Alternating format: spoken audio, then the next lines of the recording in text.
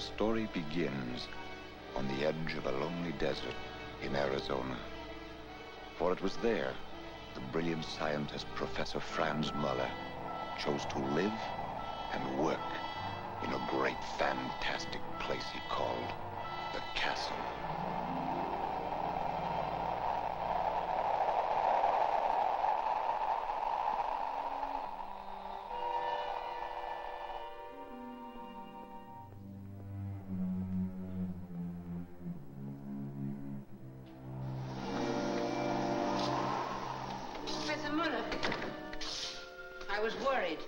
Now, Mrs. Fame, you know what always happens when the professor runs into Phoenix for an hour. Did you have an interesting day, Professor? Quite, Mr. Curry. Thank you, Mrs. Fame.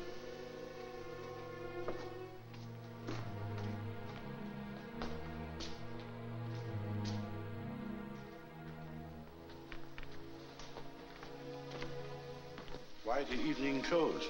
Haven't you heard? It's to be a very formal party. Party? Yes, Mrs. Craven's dinner dance at the Arizona Palms. And you accept it? Of course we accept it. But you're the one who refused, Professor Muller.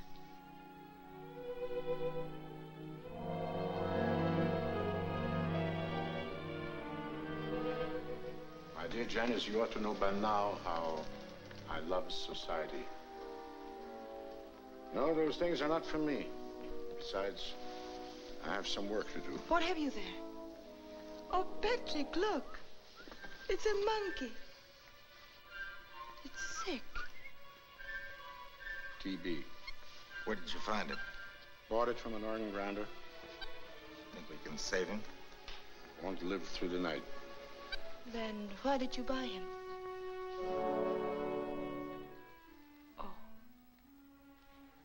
Yes, Janice, another experiment.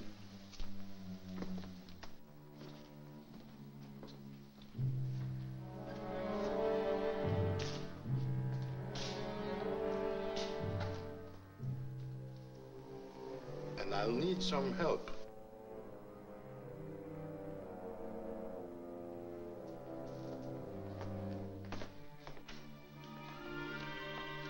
So you won't give up, huh? Give up? Until I have proven that the animal and human brain can be kept alive even after death. I shall try and try again until I succeed, or shall die in the attempt. But you already know you can keep the brain alive. I merely think I do. I've never succeeded yet. And if I could prove that, what do I know about the brain itself? Nothing. Can it think? Remember after its body is dead? Could it be made to feel, to hear perhaps, or to express itself in some way? To contact the living? And if you did find out, what would be the benefit? You ask me that? Would it not be the achievement of all times to keep the brain of great thinkers, scientists, inventors, authors, statesmen alive? To derive benefit from their wisdom and their thinking power, even after their death? To make them literally immortal? You, of all people, should understand my determination. Just being an authority on the encephalograph wasn't enough for you. You wanted a chance to actually work with it, to prove that it could be practical. Could be. It is practical. You see? Your very belief in that shows how determined you are. Although I wasn't very encouraging the first time you wrote to me. The first 20 times I wrote you. I thought you might need me, Professor. No experiment could possibly be successful without my 2 loyal assistants, provided that your interest in science still comes before dinner parties. What can I do to assist? I need all necessary instruments for trepanation. Yes, Professor. Get the blood pump ready and the tube connections for the arteries. We'll use the animal's own blood and add hemoglobin in the cashier. And get the encephalograph ready for connection. Yes.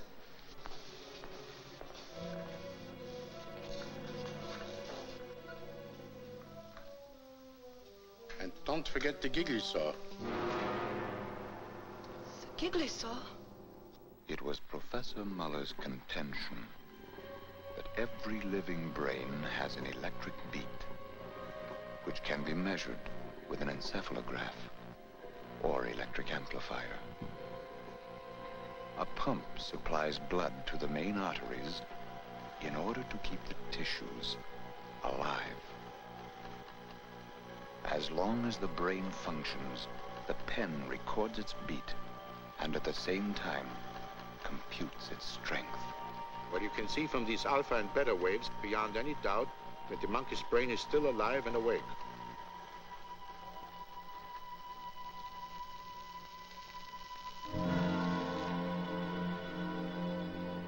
What's this? The waves have stopped. You died.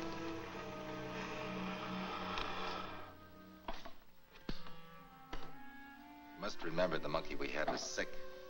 Perhaps if we had an animal that was in perfect health, we might be able to... Perhaps. In any case, I've kept the monkey's brain alive for 1.5 hours after the animal's death. That is a tremendous step forward in my experiment. And what I did with the simian's brain, I could do with the brain of a human being, if I had one.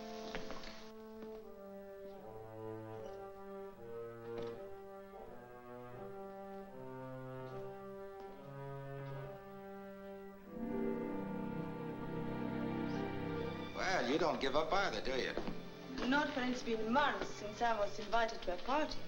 Well, you should be where they send invitations every night. You'd get them, too. You know, you don't belong here. Why not? Professor Muller says I have the makings of a very good scientist. I know you don't approve of my ambition. Stop it. On the contrary, I do. Not too much. I'll need it. This gown reeks of chloroform, and I don't want to put my dancing partners to sleep. Don't you worry. Besides, you'll only have one. He's wide awake. I'll get the car.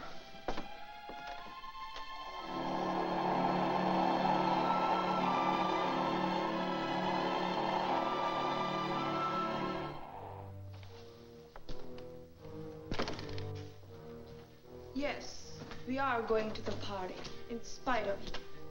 In spite of me? It was clever of you to arrange that emergency experiment. But your timing could have been much better. My dear Janice, you seem to misunderstand my interest in your welfare. Do I? I only watch over you the way your father would if he were still alive. When Father didn't approve of a young man, he said so. He never tried to be subtle. Now you are being unfair. And if I was subtle, it was only because I know very little about Mr. Corey's background. And when you make a choice, Janice, I want it to be the right choice. I want you to be happy. Professor Muller, shall I serve dinner now? No, thank you.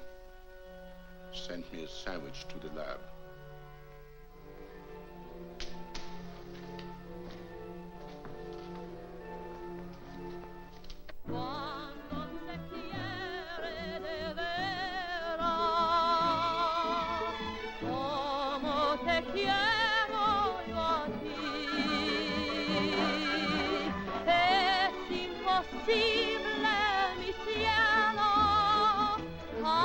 Separado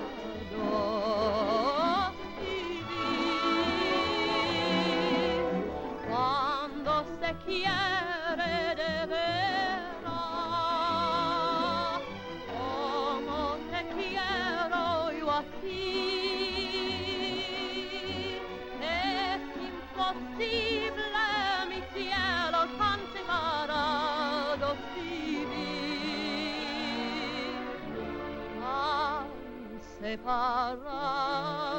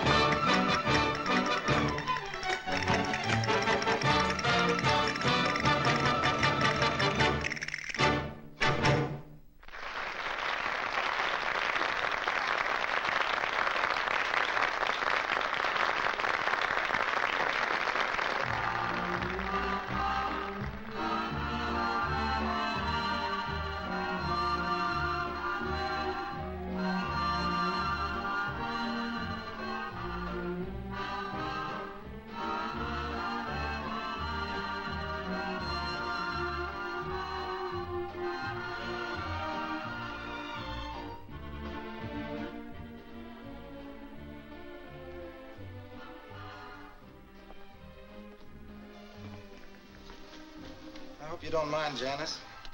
No, but... You know, every time I want to talk to you alone, there's always so many people around. Yes, I know. Especially at the castle. Well, the castle's a very strange place. What with our work and all.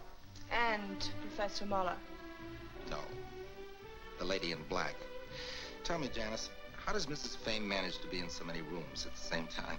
Why blame her? Professor Muller is the one who told you to stay away from me. Well, didn't he? Well, he did imply that when your father died in Czechoslovakia that you were left to his care. He makes his interest sound so paternal, doesn't he? Telephone, Mr. Corey. Professor Muller. Put Mr. Corey's call on this extension, please. Hello? Hello, Corey. I'm sorry to disturb you. Never mind about that. What's the matter? What's happened? A plane crashed a few minutes ago near the Rangers station. There's only one man on duty, and he couldn't locate Dr. Martin, so he called me. I was going to start immediately, but something wrong with the starter of my car. As long as you have the station wagon, I thought you would be glad to help out. I'll leave right away. Goodbye.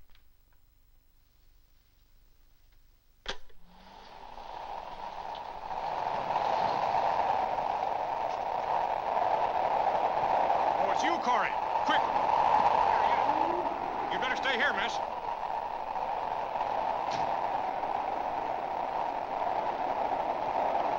Only 2 men in there. I think one's still alive.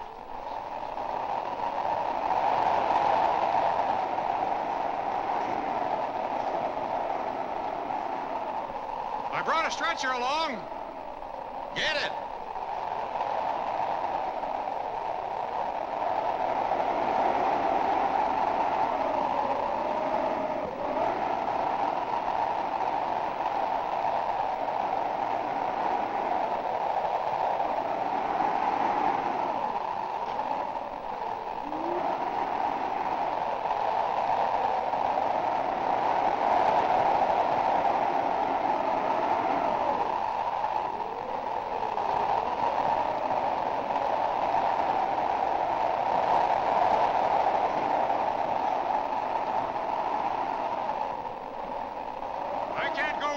I'm the only one on duty here. Never mind about that. Just keep trying to get Dr. Martin. What'll I tell him? Tell him there's a chance to save this man's life. We'll be at the castle. All right.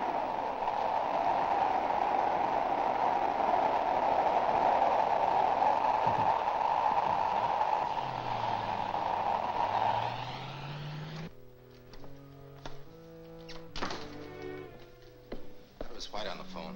He said that Dr. Martin got your message. It's on its way over. His pulse is down to 38. Slowing down with every second. Dr. Martin is here. Hello, Dr. Martin. Professor. My goodness, what a night. But it's always this way. Whenever we have a storm, I can depend on at least 3 calls. Tonight I have 4. There's still Mrs. Baxter up the road with a broken leg. Quite a place you have here, Professor Miller. Looks like you have everything I'll need in case we have to have an emergency.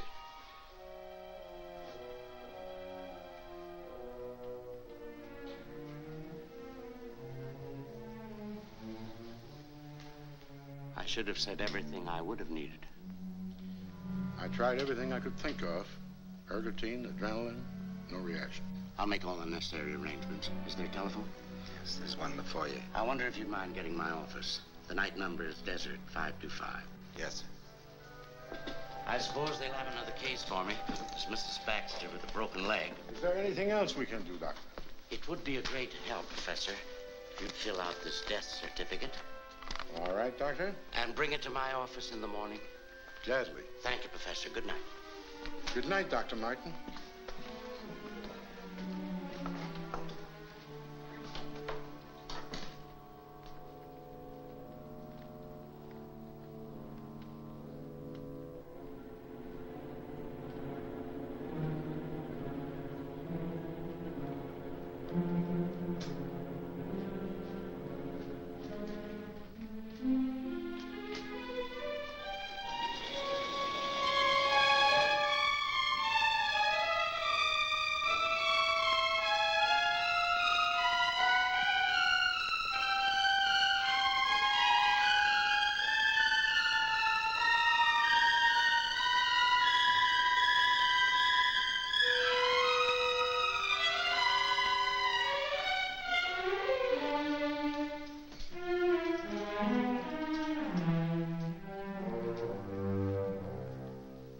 Well, do the best you can.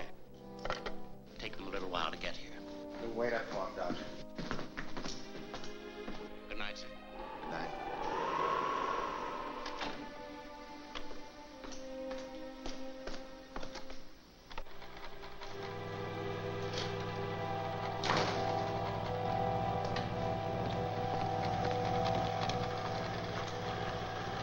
His brain is still alive.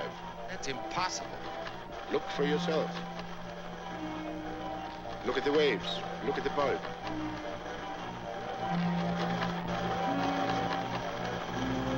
Those reactions. It is alive. A perfect specimen at a perfect opportunity. What? Why not? Haven't I been waiting for a human brain to prove my theory?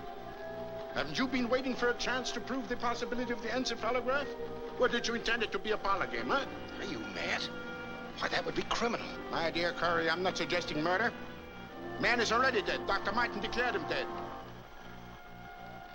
But it's still time for us to make the experiment.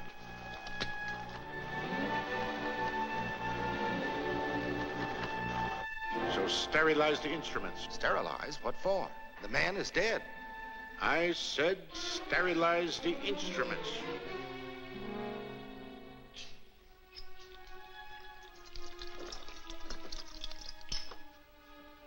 I thought Dr. Martin might need me. I want some instruments sterilized, please. Where is Dr. Martin? He's not here. He's gone.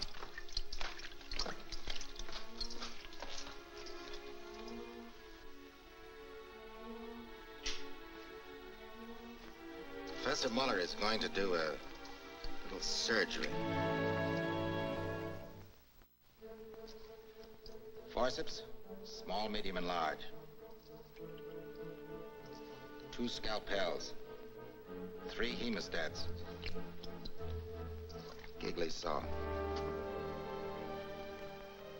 Is it a head injury? I said giggly saw. Is he alive?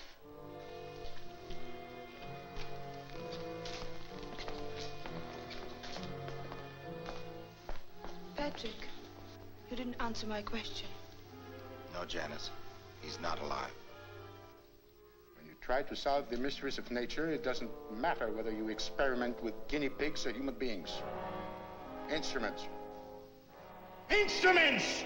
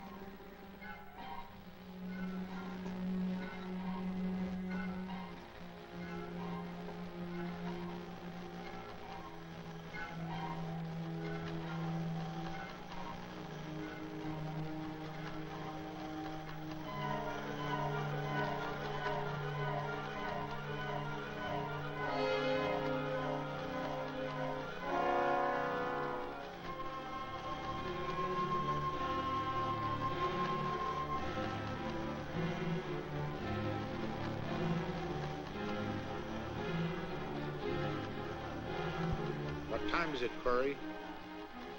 3:30. Janice, tell Mrs. Fame to make some strong black coffee, will you please?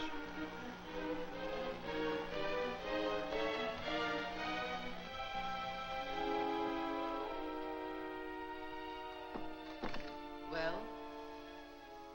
They would like some strong black coffee.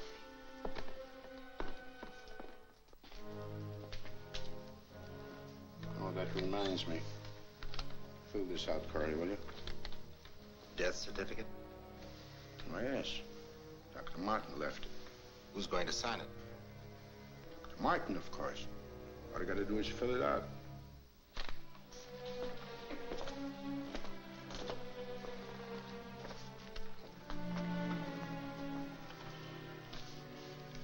Injuries, abdominal, thorax, and basal skull fracture.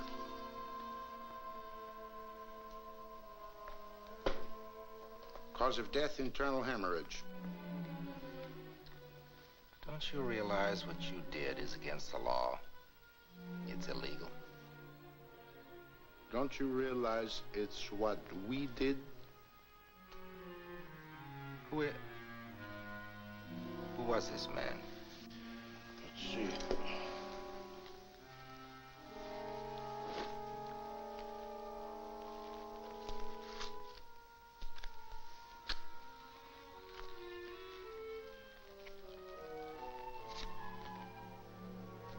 Donovan. Initials? William H. William H. Donovan.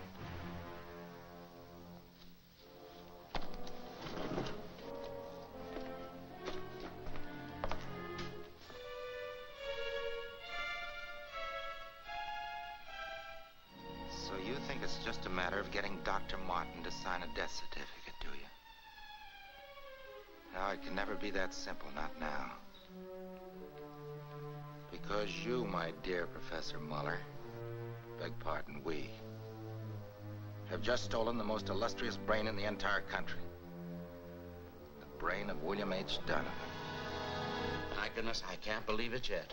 I never thought I'd live to see the day when I declared the great W.H. Donovan dead. Yes, you're quite a celebrity, Dr. Martin. I don't like it a bit. Newspaper reporters calling all morning, people asking questions. Well, Doctor, I know you're a busy man, and as there's nothing else we can do... No, there's something else. Mr. Donovan's wife and his attorney are in the waiting room. They'd like to ask you a few questions. Of course. Another reporter, I'll bet you. Excuse me. Hello? I'm Professor Muller. This is my assistant, Mr. Corey. How do you do? Well, I'm Eugene Fulton, Mr. Donovan's attorney. This is Mrs. Donovan, gentlemen. How do you do? How do you do, Mr. Donovan? I understand from Dr. Martin that it was you who braved that storm to bring Mr. Donovan from the plane. Yes. I want to thank you, both of you, for everything you did for my husband. I regret we were unable to do more. Well, apparently there was nothing more that could be done. And we've received Mr. Donovan's wallet and his personal possessions. Since you were the last persons to see him alive, we wanted to know if... Yes. Did Mr. Donovan say anything before he died? I mean, did he leave a final message? He was in complete coma when we found him. And he never for 1 second regained consciousness. Is there anything else we can do? No, thank you.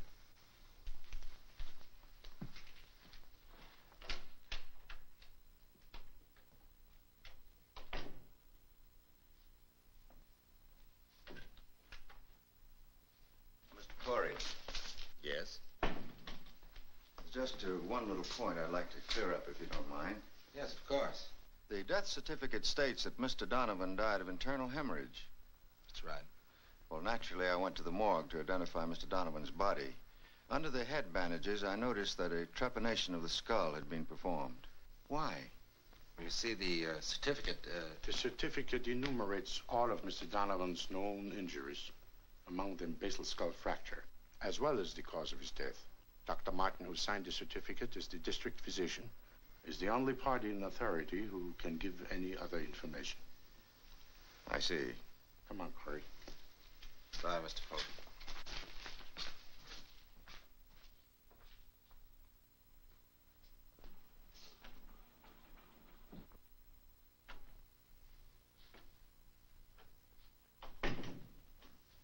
Well?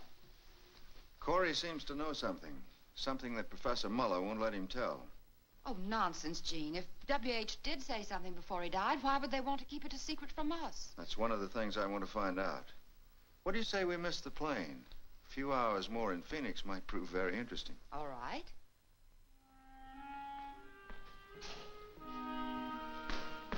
Janice, you haven't been in the lab all day. Patrick, let's get away from here. Just as we're starting the great experiment. Great experiment. You don't want to be a part of that. I didn't hesitate being a part of it last night. Why should I run out now? You wouldn't be running out.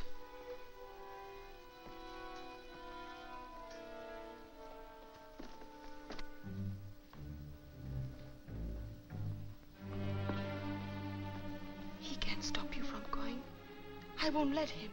Janice, what's the matter with you? We're not in the clutches of a great monster. After all, Professor Muller has everything he wants. The encephalograph, Donovan's brain. Why should he keep me from leaving?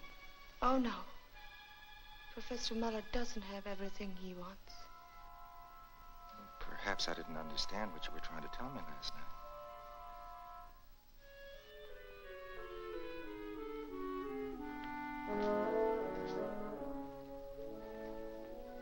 He couldn't feel love. It's his sense of possession. Compared to what happens on the outside of the laboratory, the experiment is a pretty dull thing. Janice, we're getting out of here. Oh, Patrick.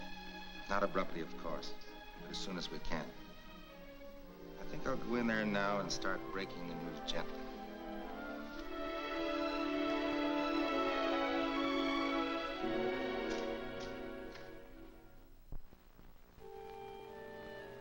Corey entered the laboratory with every intention of telling Professor Muller of his decision to leave.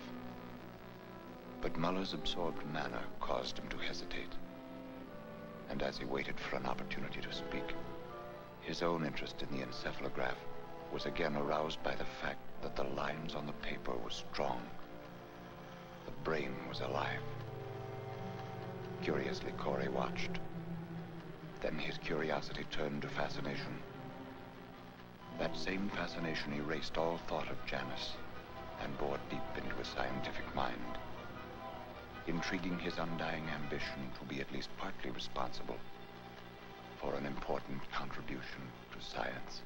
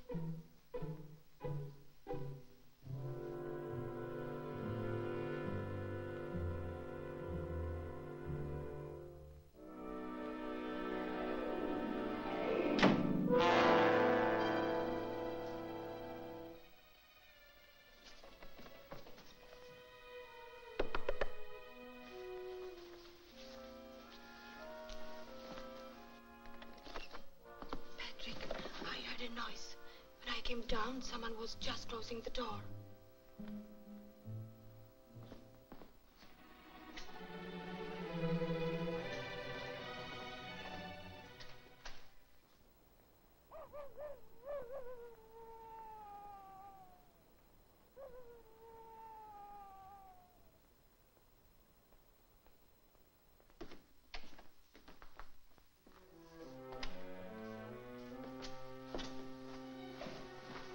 Nothing. But I saw the door closed. It's probably Mrs. Fame taking a midnight walk. I'm afraid. I tell you, it was nothing. Oh, not because of that. I'm afraid of just being here. Did you say anything to Professor Muller about going away? I'm not going, Janice. And don't you leave either. Don't ever leave.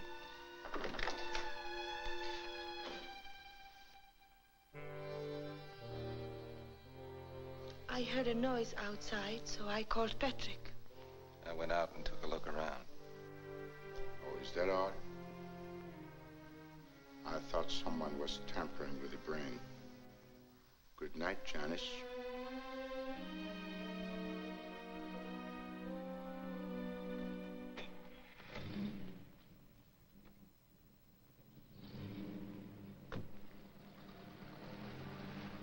Were you in the house? I was in the professor's laboratory. Well, what did you find out? Proof. They've stolen the brain. I'm going to call the police. Oh, no, dear. That would be stupid. Stupid? Well, what do you expect me to do? I expect you to remember what the rest of the world doesn't know yet. That the fabulously wealthy William H. Donovan left you without a dime. But you were so sure that there was money hidden away. I am sure, dear. That's the reason we can't take a chance in notifying the police yet. This experiment of Professor Muller's might be successful. And if it is, we'll have everything we want. The whole thing sounds fantastic. It is fantastic. Almost as fantastic as the life and death of William H. Donovan.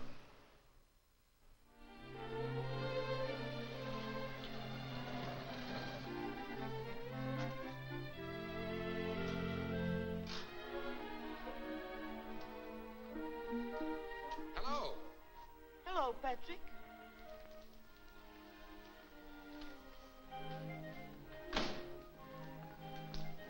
Supplies for the experiment? Yes, I was lucky. Got everything we need.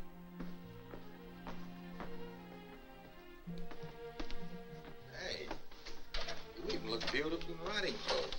Thank you. Oh, we had a date to go riding, didn't we? We did, 2 hours ago. Sorry, Janice.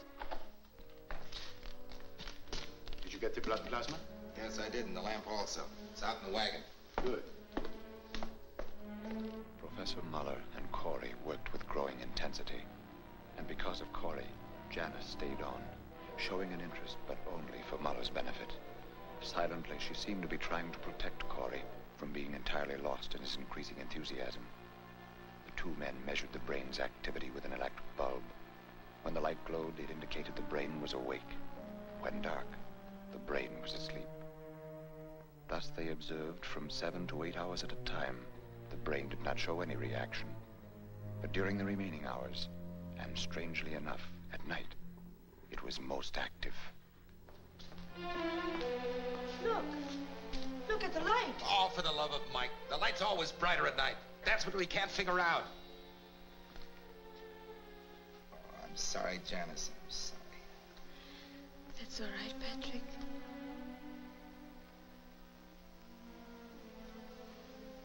Yes, it is strange. You know, if we only knew something of Donovan's habits. We could do some research on the man. Good. Call up the Excelsior Clipping Bureau. Have them send us every word that has ever been printed about William H. Donovan. Here it is. Here's the reason. In this interview, Mr. W.H. Donovan says, "It has always been my habit to use part of the day for sleep, because I work better when the rest of the city has retired, in those still silent hours after midnight." This explains what you wanted to know, doesn't it? That explains the light. But the greatest question still remains to find ways and means of communication with the brain.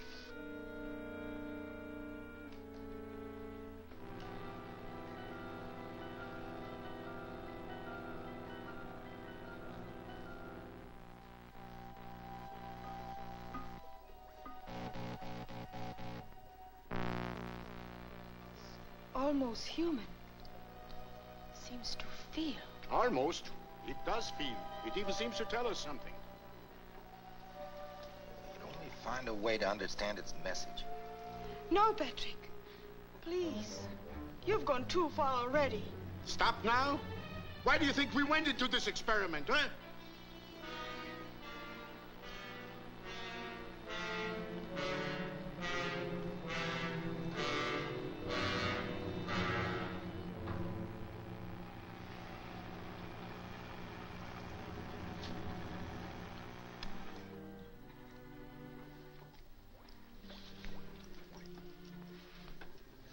You know, if we could figure out a way to contact the brain through, Morse code.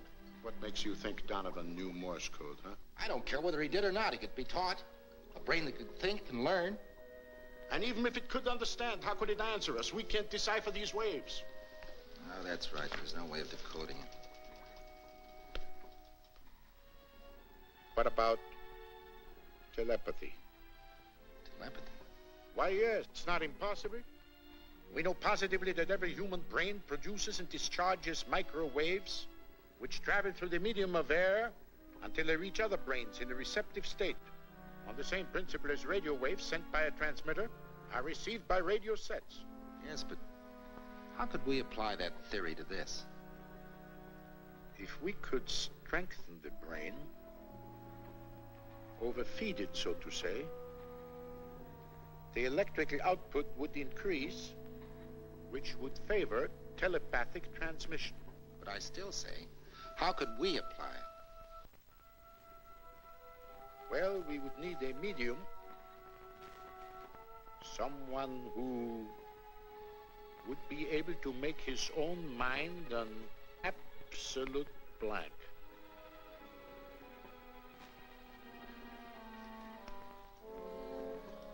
In that case, Donovan's thoughts might transmit themselves.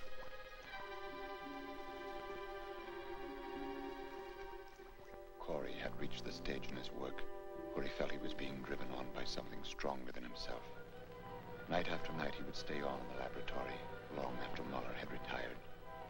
Finally, he moved a cot into the room so that he might remain constantly near the experiment. Between fitful hours of sleep, he worked feverishly. One night, discouraged by the slowness of the increase of chemical and tissue changes, he deliberately overfed the brain with enriched blood plasma. And then he watched, hopefully, waiting. It was that very night Patrick Corey received his first message from Donovan's brain.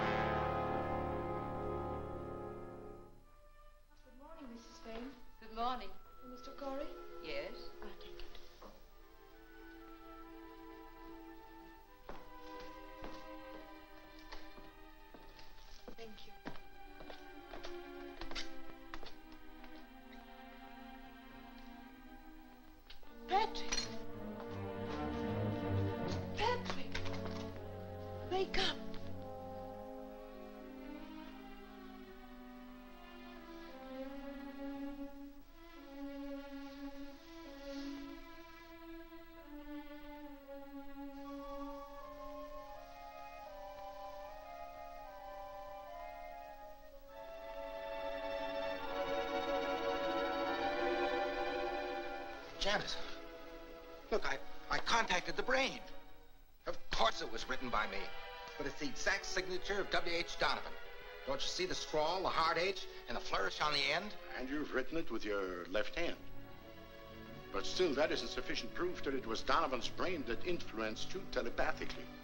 You and I happen to have read Donovan was left-handed. And you have seen his signature in facsimile in some magazine. So therefore, it could be autosuggestion or self-hypnosis. Patrick, what Professor Muller is trying to tell you is that your imagination is running away with you.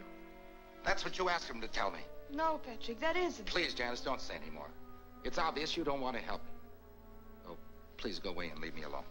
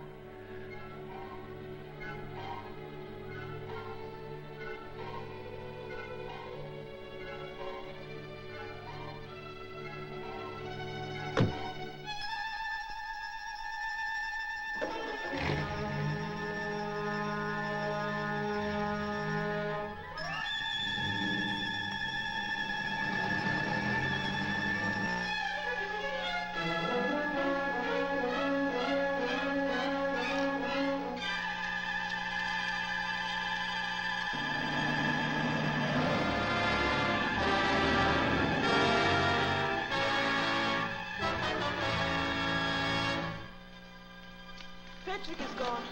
I've got to stop him. Perhaps you received another telepathic message. Please do something. If I put some morphine into the bloodstream, it will stop the brain activity for quite some time.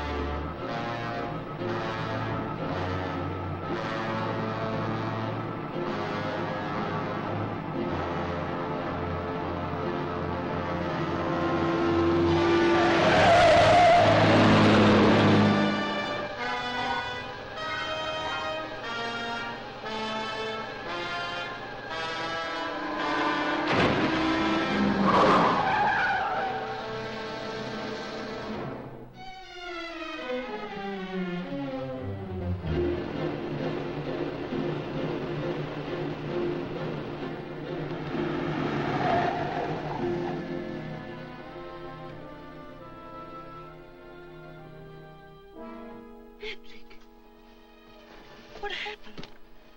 Darling, where were you going? I was going to Los Angeles. Federal prison. Federal prison? Why, you must have been dreaming. No, I have to go to federal prison. But why? What would you do there?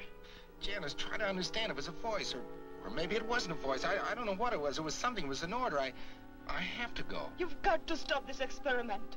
You tell Professor Muller to take care of the brain. Patrick! I'm not going back with you.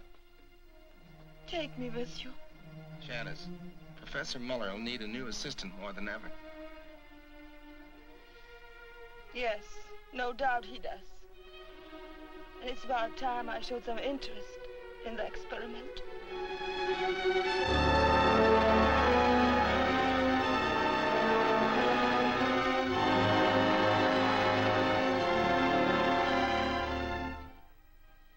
Mrs. Donovan will see you in the library.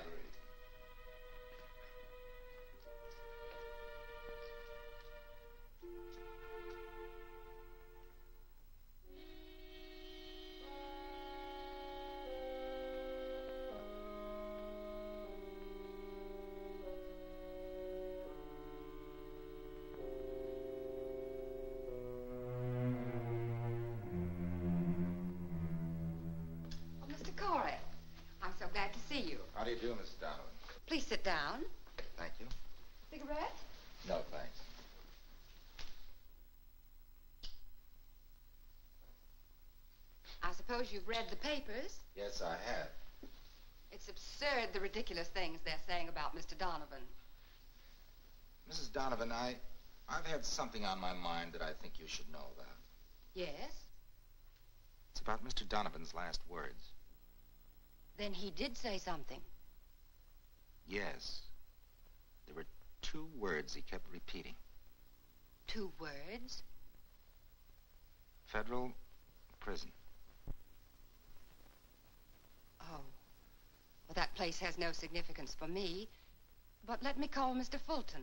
Perhaps he has an explanation. Excuse me, please.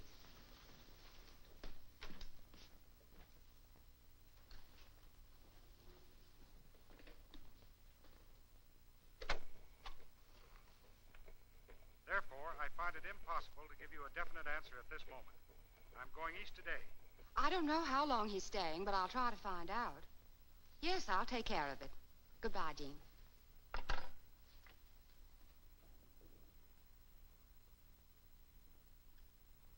On my return, I'll discuss your letter at the next meeting of the Board of Directors. Oh, I apologize, Mrs. Donovan. When I saw the dictograph, it was a temptation to hear your husband's voice again. I can understand, Mr. Corey. I spoke to Mr. Fulton. Yes? He has no explanation to offer.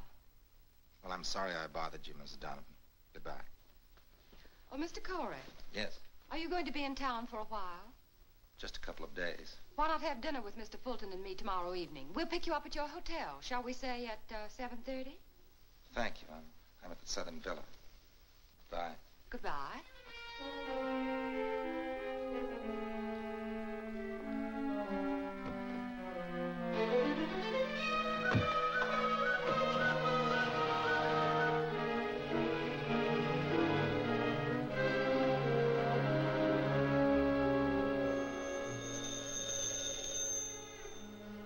Yes? Ready with your call to Phoenix, Mr. Corey. Just a moment, please. Thank you. Hello? Hello, Janice? This is Mrs. Bain. Oh, Mrs. Bain, this is Mr. Corey. May I speak to Miss Farrell, please? I'll call her.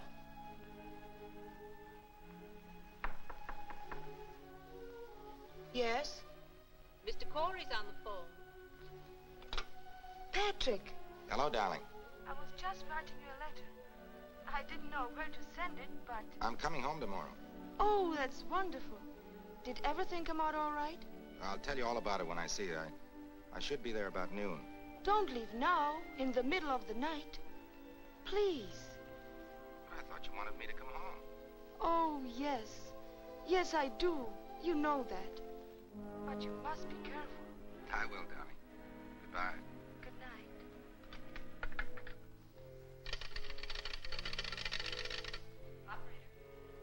Alberta, I was just talking to Los Angeles. I was cut off.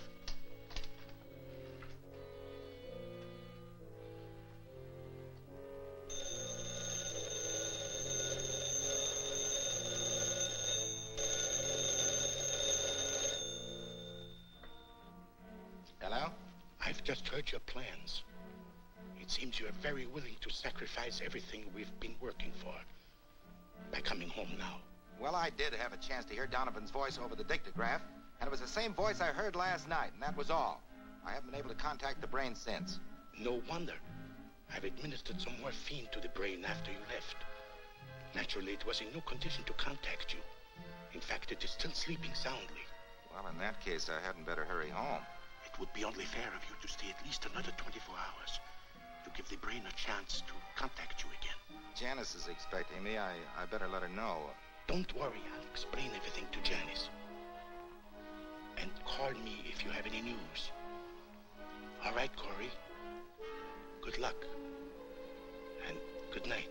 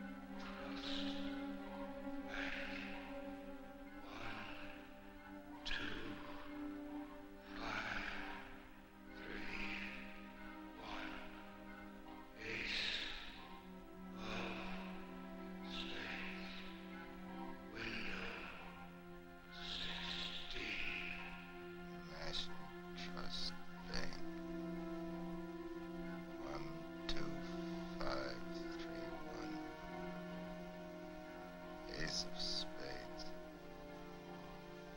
Wind of 16.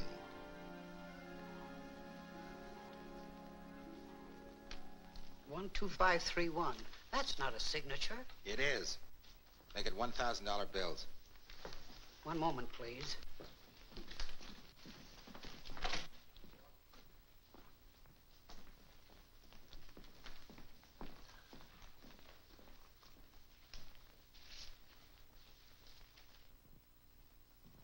The manager wants to see you, please.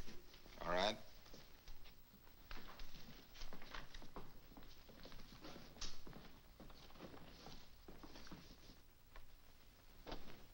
My name is Phipps. I'm Patrick Corey. This is Mr. Manning. Would you mind answering a few questions, Mr. Corey? Is there anything wrong with that check? No. We've compared this number with the original number, which stands for the signature. It's correct. Also, the ace of spades in the corner. And you, Mr. Corey, opened this account?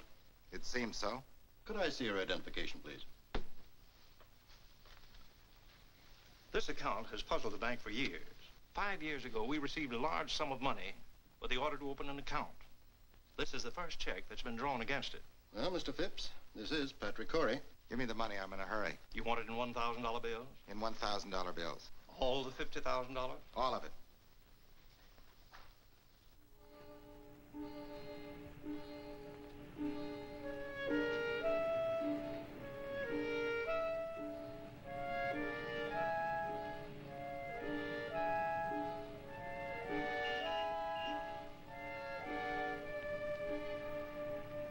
Same strange impulse that forced him to go to the bank, sign a check with a peculiar signature, take money that wasn't his, now held Corey captive as he walked along. What should he do with the money? He tried to blot out his own thoughts so that the brain could prompt him. And then, quite suddenly, it did. Instead of crossing the street, Corey found himself turning in another direction. Mr. Corey, I didn't expect the pleasure of your company until this evening. I'm sorry I haven't time for social obligations. I came here strictly on business. Sit down, won't you? What can I do for you?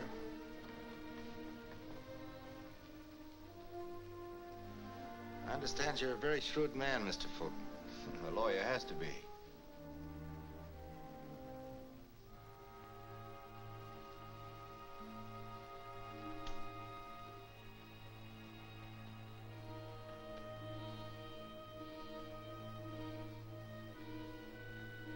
I want you to get a man out of federal prison. That sort of thing isn't so easy. I know.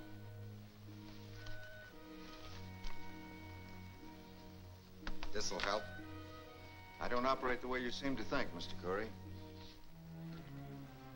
Then I'll have to get another lawyer. Very well.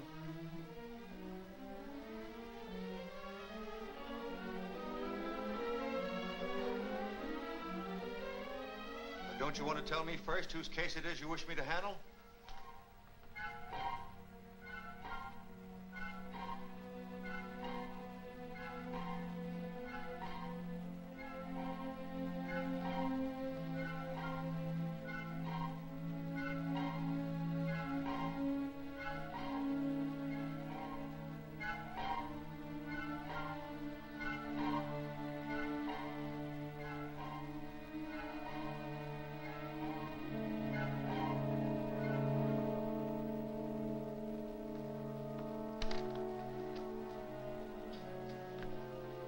Collins.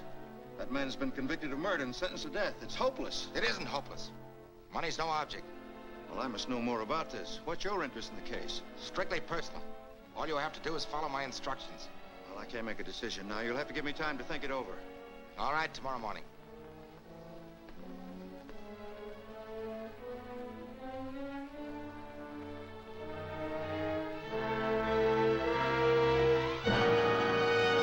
I want to see Collins. Can you arrange it? I'll try. I said arrange it.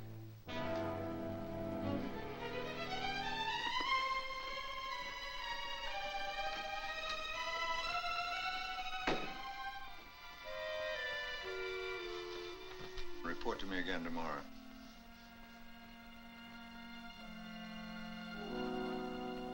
Have Roger Collins brought to my office. It's so surprising that an attorney like Eugene Fulton would take over such a hopeless case. Did he say that he was? No, Then why do you say that? The arrangements for your visit were made through his office. You have no right to assume that he's taking over the Collins case. Why,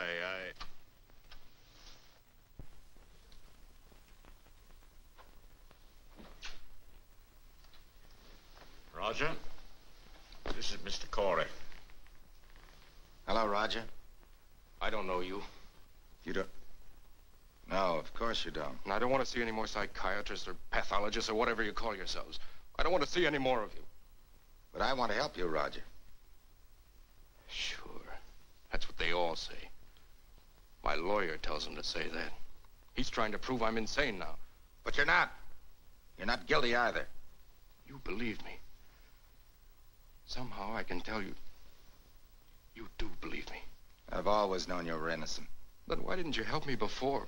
Why didn't you stop them from sending me here? It's not too late, Roger. Is there anything you can tell me that you didn't tell them at the trial? No.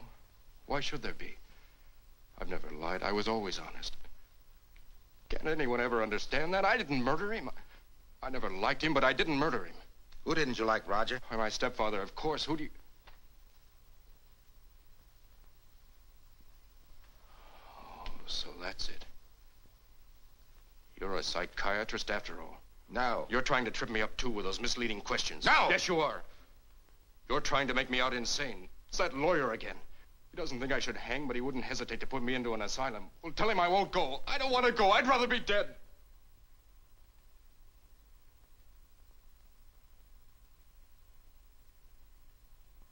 And for the kind of tricks you pull, I wish you were dead, too.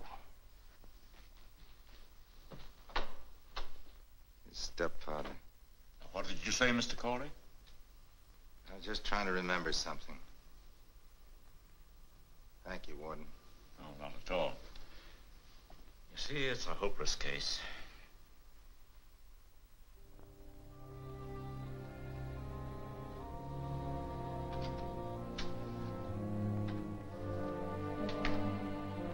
His mission had failed. But from this moment on, Donovan's brain took possession of him without respite. As Corey walked along, the voice came to him, urging, demanding, echoing back from the stony walls of the prison corridor.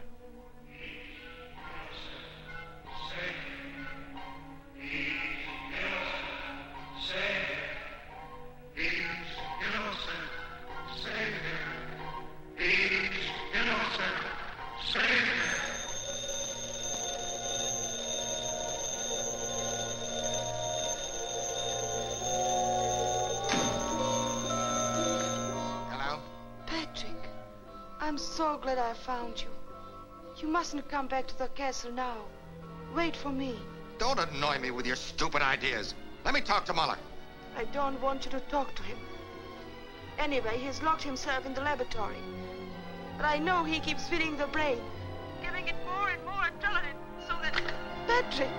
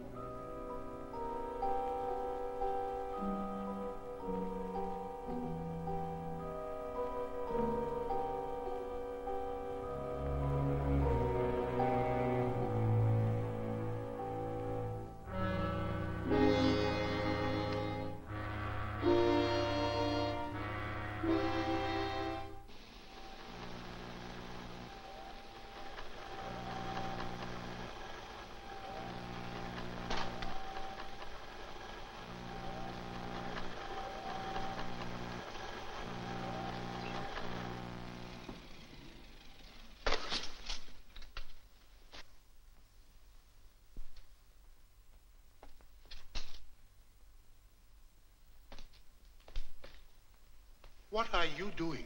I turned it off. The brain is dead. Patrick is free. Patrick is free.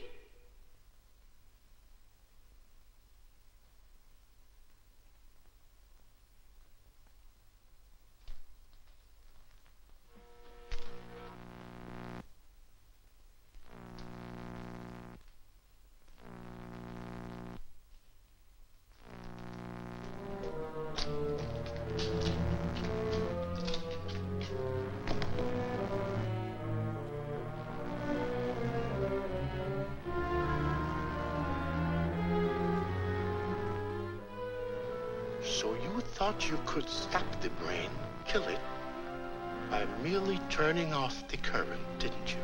The idea wasn't bad, although your intent was malicious.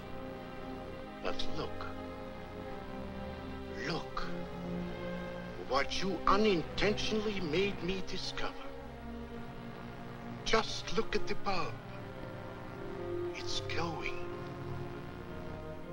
The brain is alive. Awake and working, independent of electric current, self-sufficient. You mean nothing can stop it? Nothing but the physical destruction of its very substance. Physical destruction. Please let me. I want Patrick to be free. I don't. Why should I? You monster!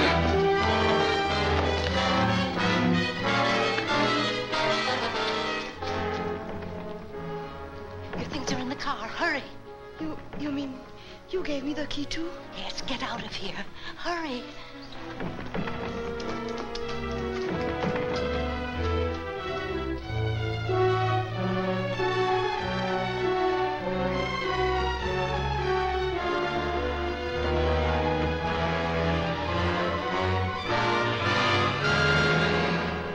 Why are you so determined to establish Collins' innocence? I'm not paying you to ask questions. What are you going to do about this case? Well, I've been doing some research. I found several witnesses that might prove difficult. One in particular. I believe they called her the star witness at the trial. Who was it?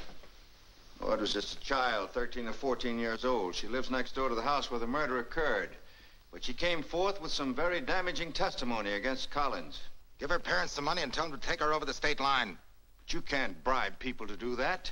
You can't pervert justice. You just can't. I can. I can buy anything. I don't want the girl found until Collins is freed.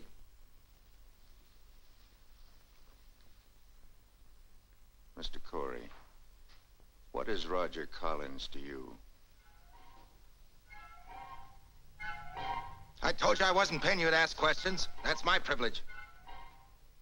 Mr. Fulton, what did you say the name of the star witness was? Oh, yes, Mr. Corey. I'll tell you the whole story.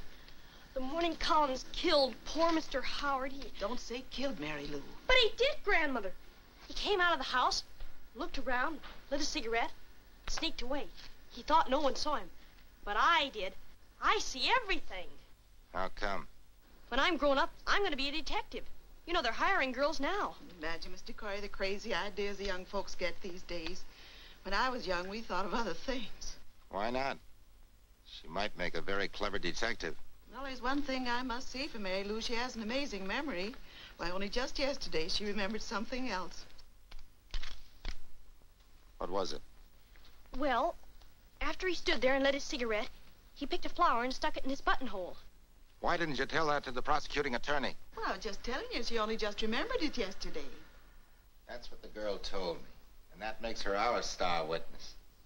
I ask you, would a murderer, after committing such a crime, stop and pick a flower for his buttonhole? In a premeditated murder, it has been done. Not Collins. He's not the type. How can anyone tell what's going on inside a man's brain? Are you his lawyer or prosecuting attorney? It's a new clue and a sound one. Anyway, it gives us a chance to reopen the trial. Now, look, Corey. If this could be used as evidence against Collins, it might mean something. But as evidence for him, believe me, it means very little. I just gave you another $5,000, and I'm not paying you for nothing. I want action. I'm working on it. But I must use my own methods. Now, tonight, Mr. Grimes will call on you. He can be trusted. Follow his advice. Come in.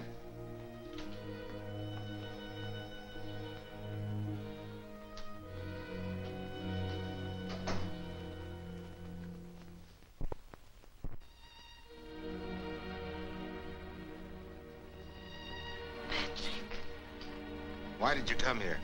What do you want? How can you say that when you need me so much? I don't need you. I don't need anybody. How can I help you? What can I do? You can't do anything. Get out! I have tried to destroy the brain, but Professor Muller... Yes? Mr. Grimes wants to see you. Send him up. Who is it? Stop asking so many questions. Go on in there. Go on!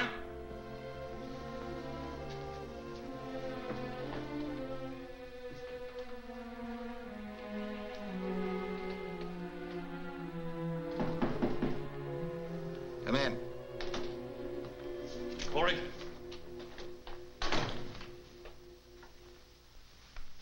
Yes, I'm Patrick Corey. Well. Mr. Corey, let's get down to business. Now, let's see what we have here. Yes, murder, first degree, circumstantial evidence, one-star witness. Well. That's nothing new. Mr. Corey, I'm a man of few words. You want him free, I'm the man to do it. You want quick action, you'll get it from me. What do you suggest? Reopening of the trial. Bribe the witnesses, helping the jurors make up their minds. Altogether, $100,000. 50 on deposit and 50 on acquittal. I'll have to talk to Fulton first. It can only be done through me. Mr. Fulton is a lawyer and a public figure. He gives the anesthetic, I pull the teeth. 100,000 is okay on delivery, but not 1 cent down. Well, it's been nice knowing you, Mr. Corey. I can understand your feelings. Money is a hard thing to part from. You can get a funeral for Collins as low as $65 at Kelly Brothers on Santa Vista. Good day. Wait a minute. Oh, no hurry. I'll give you time to make up your mind. You talk to Fulton tomorrow.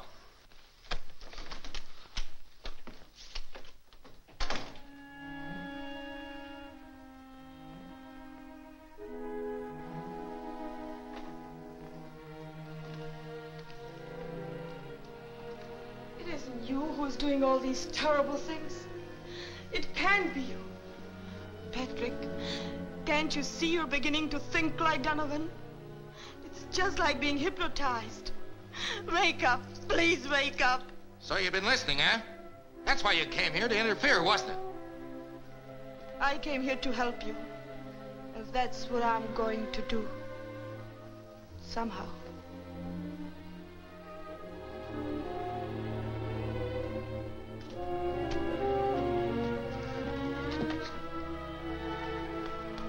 I forgot my pencil.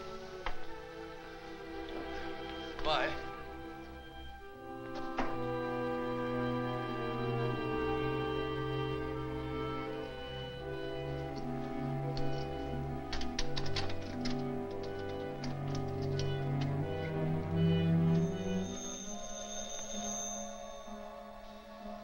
Hello?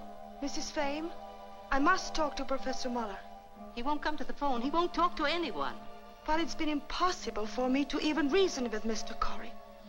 I've thought of going to the police, but I'm afraid of what might happen. Oh, please, Mrs. Fame, please. I've got to make Professor Muller understand. It's too late now, Miss Farrell. He won't even see me. He keeps the door locked. I think the brain is beginning to take possession of Professor Muller, too.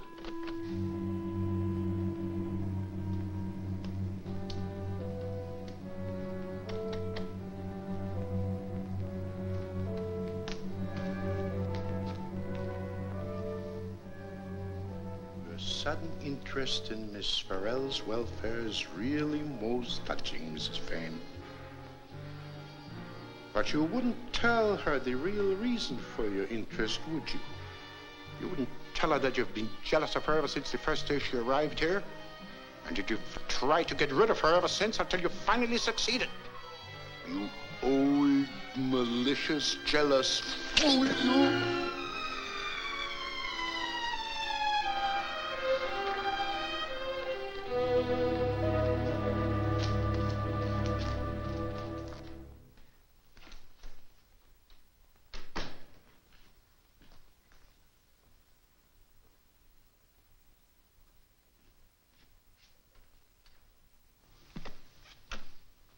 perfect timing, darling. Not on your part. I had these ready 15 minutes ago. Well, Grimes was a little late. However, everything is coming along splendidly. He'll pay? Oh, yes, and he'll pay more. Are you really reopening the trial? Why, certainly. But what if Collins can prove his innocence? It'll never come to that. A young lady has arrived. A young lady?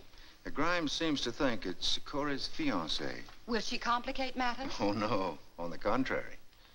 Strange. The man in the possession of Donovan's brain doesn't know that the boy about to die is Donovan's own son.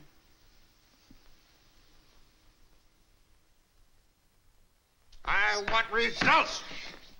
I paid Grimes all the money he wants. Now I want action. I can't understand how a man with your background can lose his balance so easily. Have you seen the morning papers? No. Well, look at that.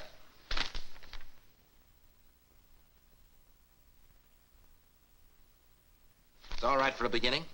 However, there's a hitch. Yeah, new hitch, new money. I'm not talking about money. I'm having trouble with one of the witnesses. Which one? The star witness. Mary Lou? Exactly. But she's the one that's going to introduce the new evidence. Oh, sure, but not evidence for Collins. You see, Corey, I told you that evidence can work both ways. Now, you thought the incident of the flower would establish Collins' innocence. As a matter of fact, it clearly works against him. Why? It was Collins' habit to wear a flower in his lapel every day. Without it, he would have been conspicuous. So you can understand why he picked one that particular day. Well, the child is no help at all. What about the other witnesses? 1, 2, 3, 4, 5. They're all right. The 6th is the child.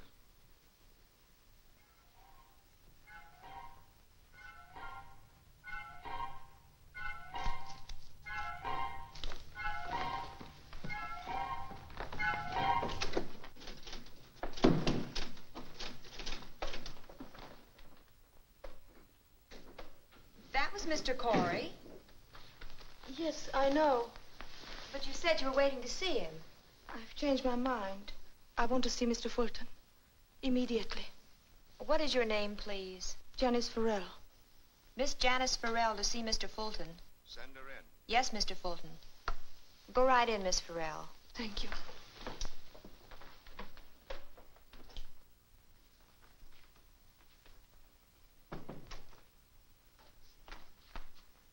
We've met before, Miss Farrell. Oh, so you're Mr. Fulton. No, I'm Mr. Grimes. But, Please, sit down. Miss Farrell, I'm talking for Mr. Fulton, and for a good reason.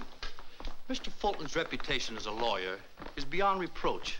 So when things get slightly out of balance, he prefers me to take over. I've really no idea of Mr. Corey's dealings with Mr. Fulton. It's just that I thought so. Told Mr. Fulton so, too. You don't know anything, but we know about everything. And what is everything, Mr. Grimes? What has Mr. Corey done? What has he done? First, he's guilty of stealing a man's brain. Laudable for science, but punishable by law. Second, trying to get a murderer acquitted by influencing witnesses. Possible sentence, 5 years. Third, using Mr. Donovan's funds by falsifying his signature. Another 5 years. But he's innocent. That's the point. He's acting under Donovan's influence. Miss Farrell, I know you love Mr. Corey, and you want to save him. All we want is money. Now, here's a blank check. We would like to get Mr. Donovan's secret signature, the one Mr. Corey has used quite frequently the past few days. If we get the money, all of it, well, you can take Mr. Corey home, and everything will be forgotten. Patrick can't do that. He wouldn't do it. He isn't a criminal. That's what you think, but I know differently. You go now, and don't let him out of your sight for a moment. Otherwise, you'll not only have a criminal as a sweetheart, but also a murderer. I don't believe it. I don't believe a word you've said. You're lying. You were afraid of it all the time, and that's why you came here. You just said he'd murder. Patrick wouldn't. No, Patrick wouldn't, but Donovan would. Donovan? A man who can murder once won't hesitate to do it again.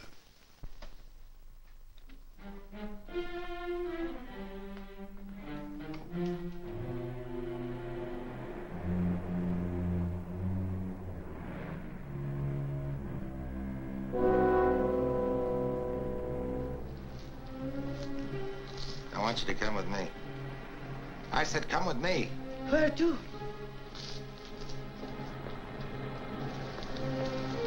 Where are we going? I want you to meet someone.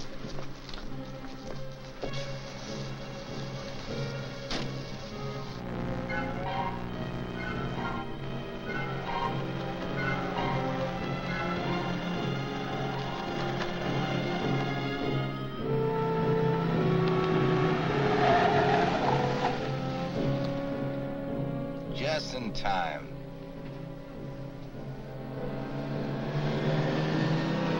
I don't see anyone. You will. Wait. Who? Mary Lou.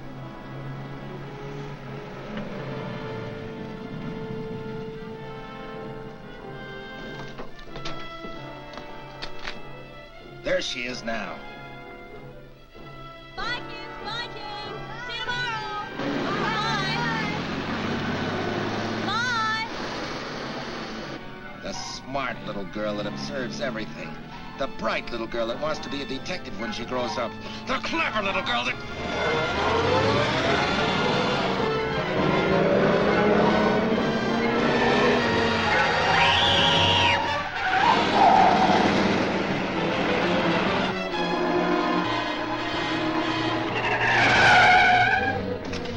That's the last time you'll ever get in my way. You're trying to hang him too, and he's innocent. Patrick, don't you remember who you are? You're conspiring with Fulton. Fulton's conspiring with Grimes. You're all in my way. You're all my enemies. We're not your enemies. You saw the world in the wrong focus. You believed people were against you. It was not true. Believe me. It was just an obsession, Patrick. I'm not that...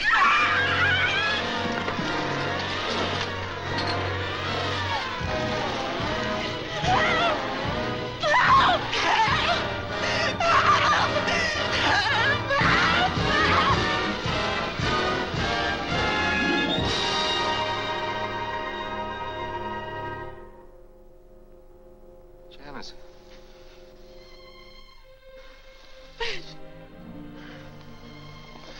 Patrick, you're free. I'm not free. Take me back to the castle. You see, Fulton always knew that Collins was innocent, and so did Mrs. Donovan. They didn't want another heir because in the event they could use Donovan's secret account. Another heir? Yes, you see, Collins was Donovan's son by a former marriage you didn't tell anybody about. Well, Howard knew because Howard acted as Collins' foster father. And who is Howard? The murdered man. He was Donovan's secretary. He knew all about his detours to power. So it must have been Donovan who actually committed the murder. But why did Donovan kill Howard? Because he wrote the life story of Donovan, and Donovan didn't want it published. Well, he made him an offer, and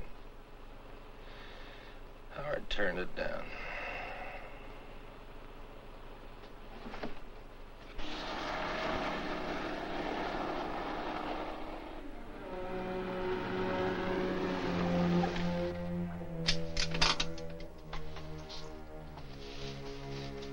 Patrick, here we are. All right, darling.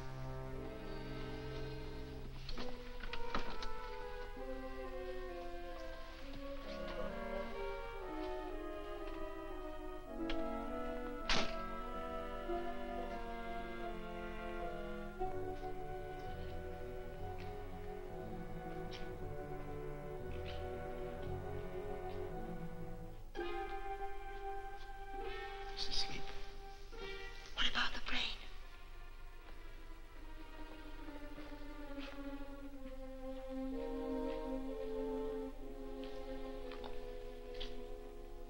Professor Muller's put the brain to sleep. Not Professor Muller. I used all the morphine he had.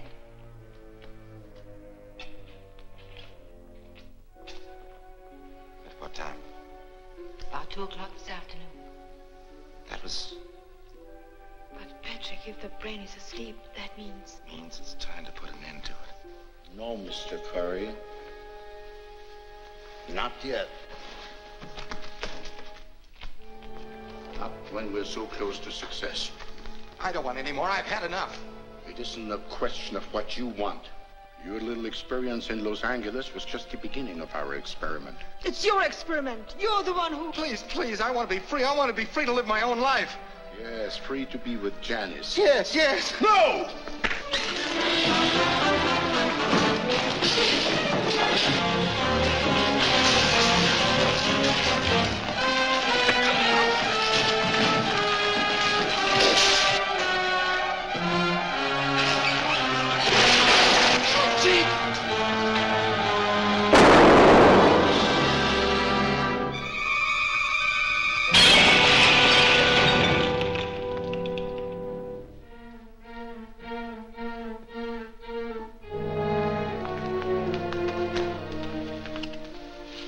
And so, the four who had shared a most amazing adventure finally found its conclusion. For Professor Muller, such a death was well deserved. He had tried to distort an experiment of science into a diabolical plot to further his own personal gains. Following a brief trial, Mrs. Fane was acquitted, but Patrick Corey, although he helped to free Roger Collins, was obliged to serve a short term in prison for his part in the experiment. However, Janice was waiting. So after all, there was a happy ending to his experience.